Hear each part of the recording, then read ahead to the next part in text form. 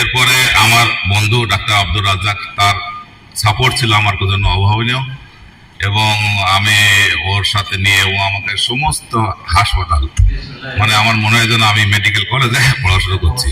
সে আমাকে সমস্ত টিপস দেওয়া, আইডিয়া দেওয়া, একটা মা শিশু কি ফ্যাসিলিটিস থাকতে পারে, তারপর ডায়াবেটিকের কি ফ্যাসিলিটিস থাকতে পারে, সমস্ত টোটাল হাসপাতাল, মনে হয় যেন সে একটা রূপকার এখানকার। সে আমাকে সমস্ত আইডিয়া দিয়েছে, শুধু আইডিয়া দিয়ে ক্ষান্ত হয়নি।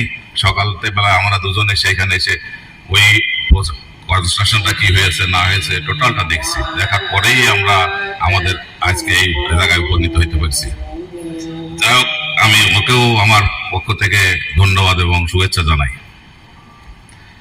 আজকে আমার সামনে অনেক অভিজ্ঞ ডাক্তার বসা আছেন, যশোরের স্বনামধন্য ডাক্তার আছেন। তো আমরা ওনাদের অভিজ্ঞতা আমরা যেন পাই বা ওনাদের সহযোগিতা আমাদের কাম্য। কারণ হাসপাতাল, একটা বড় হাসপাতাল চালানো, সুন্দরভাবে চালানোর জন্য অনেকের সহযোগিতা দরকার, যেমন কনস্ট্রাকশন সময় অনেকের সহযোগিতা পেয়েছি। তো আমি ওনাদেরকে আমাদের জন্য বিশেষভাবে দোয়া করতে বলছি। এছাড়া আবার সামনে আরো উপস্থিত আছেন শাহজালাল ইসলাম ব্যাংকের উদ্বোধন কর্মকর্তা। ওনারাও আমাদেরকে যখন ডলারের সমস্যা হয় তখন আমাদেরকে আশ্বাস দিয়েছে যে এলসি খুলে দিবে।